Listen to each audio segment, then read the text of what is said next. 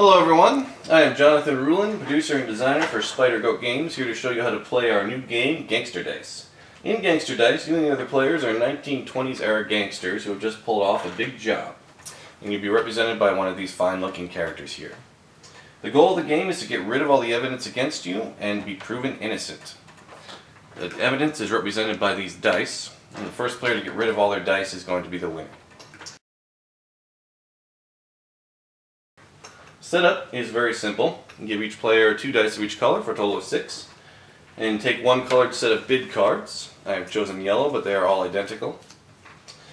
And then you put the 4 tokens in the middle of the table, put 1 dice of each color on the speakeasy, shuffle the favor deck, and put the small stack of special +4 favors next to it. You will then choose a character. I have chosen Bobby Washington. And you take the number of favors listed on the back of your character card. There we go. That's what I have. We're now ready to begin the game. Gangster Dice is about bidding on and controlling these 4 tokens here. At the start of each round, you and all the other players are going to roll your dice and then play one of these cards corresponding to one of these tokens.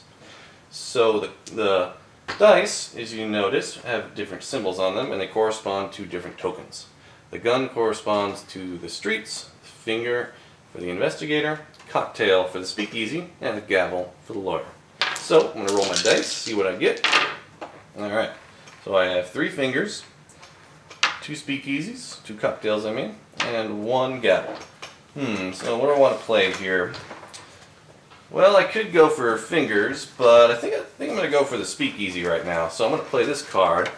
And, well, I only have a couple for that, so maybe I'll go with my +2 favor instead of my +1. So, me and all the other players are going to play our cards face down, and then we're going to reveal simultaneously. And I have 1, 2, 3, 4 for the speakeasy. The player with the highest score for each token wins that token. Each of these tokens is a special unique ability that you can use throughout the course of the game. These 3 tokens behave similarly in that when you win them and you didn't control them, you gain control of them. If you win them again while you do control them, you get to activate the special ability. Now the rules for each token are listed on the card for that token. So the way the streets work are, when you win this token and you already controlled it, you get to put 1 dice on top of it. This is one way to get rid of dice. In addition to that, these dice will stay on the streets for the rest of the game. Whoever controls the streets gets to add the number of dice on it to their score each round. So, for example, if I did this, I rolled a lot of cocktails here. If I did this, well, let's play a speakeasy for 1. I would have 1, 2, 3, 4, 5, 6 for the speakeasy. For the lawyer, whenever you win it again, you already controlled it, you get to take one of these special +4 favors and add it to your hand. These favors are bigger than any favor in the normal favor deck. The speakeasy, if you control it and you win it again, you get to swap any number of dice on top of the speakeasy for the same number of dice from your hand. So, say I get rid of these 2 blue dice and take off these 2 dice here, you notice that I am now down to just 2 colors. This is important because of how the investigator works. The investigator is different than the other tokens. He is a bad token. He goes around investigating you. So when you win him, if you do control him, you give him to the player to your left. If you win him again, when you don't control it, you get to put all dice of a single color on top of him. This is the most effective way to get rid of dice.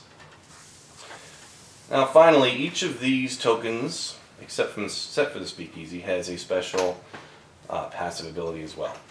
For the investigator, whoever controls them at the end of the round has to take 1 dice off of it and add it to their dice pool. Unless you control the lawyer. The lawyer will block the investigator. Finally, the streets will break all ties in your favor. So if you and another player have 4 for the speakeasy and you control the streets, you will win the bid.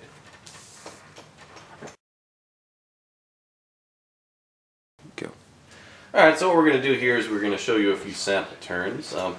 Normally, we would all roll our dice at the same time, but I have 2 sort of phantom players here who have already rolled their dice and played their cards. So I'm going to go ahead and roll my dice. By the way, this is the setup at the start of the game. Notice no player controls any tokens. So roll my dice here. Alright. So I got a bunch of fingers and a couple of cocktails. Now, cocktails are tempting because this is a good token to win early. However, this guy has rolled 3 cocktails and that guy has rolled 2. It's a good bet that at least one of them will also go for the speakeasy. Now I have this +3 favor, so I could compete for it, but if he also plays a +3 favor, or even a +2, I will either lose or tie. So I think I'll avoid the speakeasy for now, and I'll go for the investigator. So, since I rolled a lot of fingers and no one else rolled many fingers, I'm going to play this just my weakest favor. Alright, so then we all reveal and see what happens. Alright, so first of all, no one else bid for the investigator, so I win it. I give it to the player to my left. Since no player controls it, I'll give it to him. And then we have a battle for the speakeasy over here. This guy has 1, 2, 3 for the speakeasy. This guy has 1, 2, 3, 4 for the speakeasy because he played a bigger favor. So this guy loses, and this guy over here gets the speakeasy. Now I'm going to go ahead and draw my favorite card. Alright, discard this old one. So, round 2. This guy has the investigator and the speakeasy, and nobody else has any tokens. So, I'll go ahead and roll my dice. Alright. Well, I rolled 3 gavels. It's pretty cool. I rolled 1 of each other token. So, alright. Well, that guy has a whole bunch of guns. That guy has a couple of fingers. Only 1 speakeasy for each person.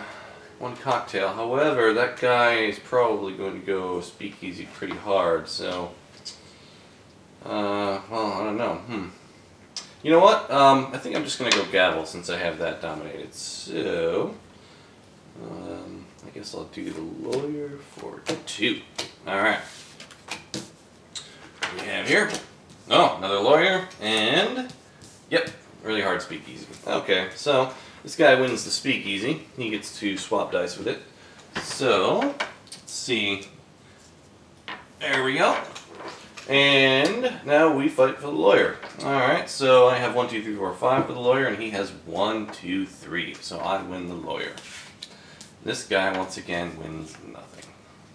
So, I'm going to discard my favor, take this back into my hand, and draw a new one. Ooh, just a 0. That's unfortunate. Alright, skip ahead a few rounds. As you can see, the game has progressed here. I am down to 2 colors and 4 dice. I've got the investigator on me, but I have the lawyer, so I don't have to take anything off.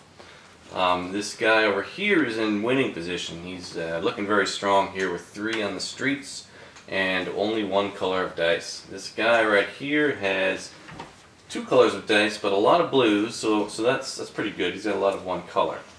Alright, so my phantom opponents here have already rolled and played their cards. Let's see what happens here. Alright, well, I only rolled 1 finger, so that means this guy has a very good shot of winning right now because he has 1, 2, 3, 4 already for the investigator, and all he needs to do is win it to win the game. So I do have this +4 favor that I got from winning the lawyer a few turns ago, so I guess I have no choice but to go for winning the investigator from him. So let's see what happens. Oh, he also had a +4 favor. Alright, well, let's count them up here. I have 1, 2, 3, 4, 5 for the investigator. He has 1, 2, 3, 4, 5, 6, 7, 8. So he gets to put his last 2 dice on the investigator, and that is it. The game is over. So that is a typical game of Gangster Dice. As you can see, the game is very quick. It usually takes about 15 minutes to play. If any of this looks interesting to you, if it looks fun, I really hope you'll back us and help us get this game made. Thanks for watching.